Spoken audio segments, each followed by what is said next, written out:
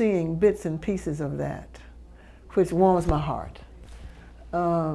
Because one of the things that has disturbed me is that the generation, our children, would capture what the S.W.A.T. really meant to us, that we passed on to them, so that they can then pass it on to their children.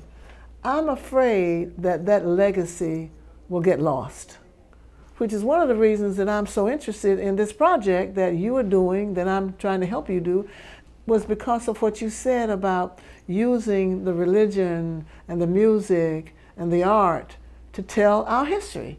Because, gosh, if you can't get it through those three vehicles, you're not going to get it.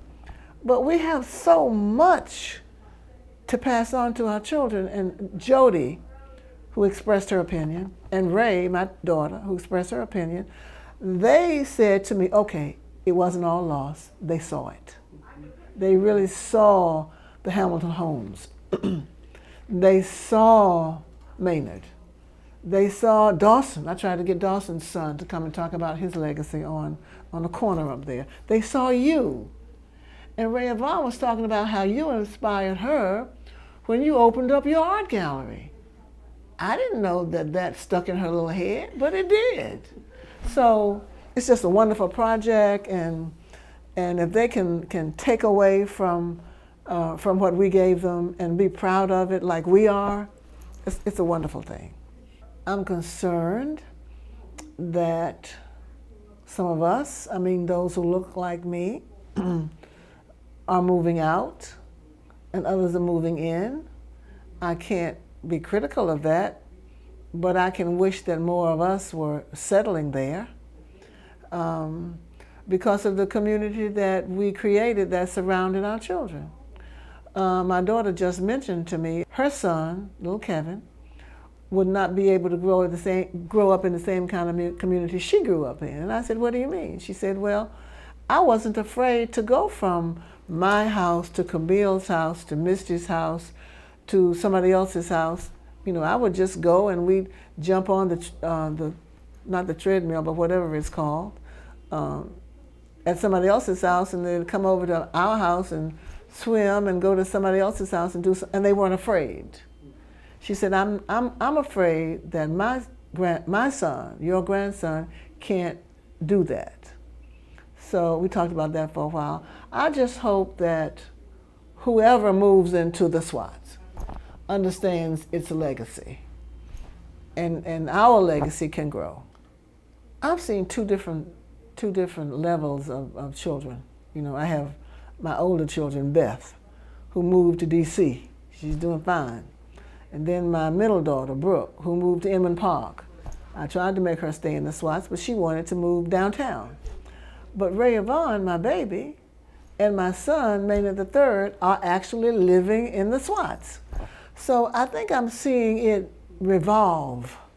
I think the fact that my middle daughter wanted to live downtown had its day, but I see more of us coming back to the S.W.A.T.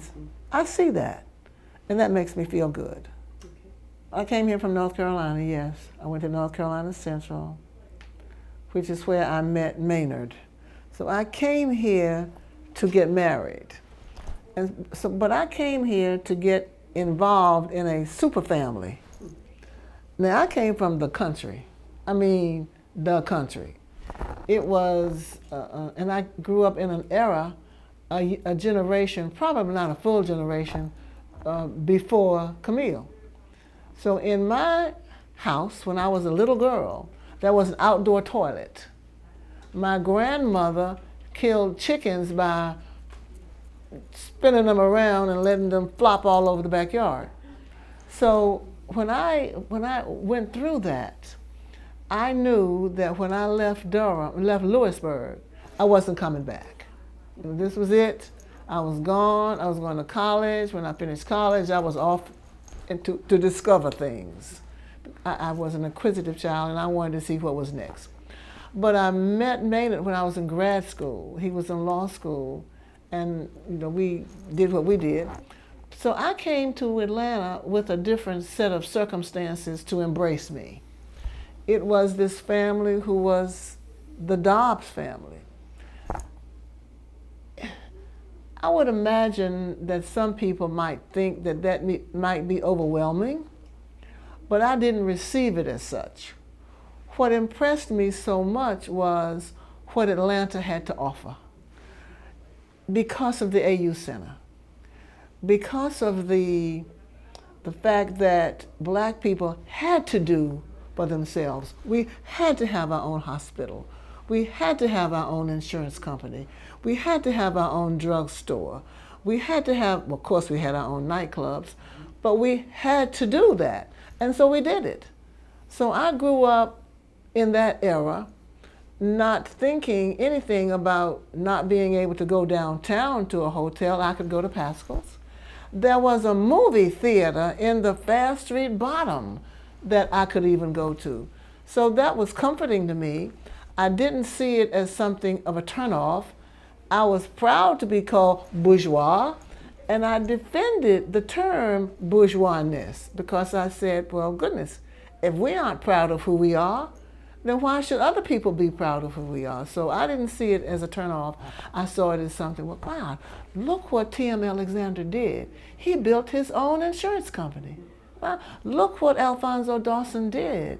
You know, we had McClendon Hospital before we could go to Grady. That's the kind of community I moved into. So it was just a replication of that community when I moved on Oakcrest Drive. And so that was my introduction to the S.W.A.T.s. It was just black people who were doing things for black people because black people loved black people, and I wanted to be a part of it.